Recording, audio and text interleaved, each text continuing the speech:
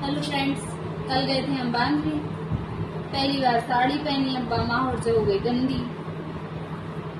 हमने सोची कि धुलवे डालना है, रात भर ली रहे तो सही हो जाए।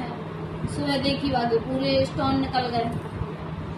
अब अगर पति देवी या सासू माँ पता चले कि नई की नई साड़ी खराब हो गई तो बहुत गुस्सा करें, इसलिए हम देखो खुद अपने हाथों से लगा रहे हैं।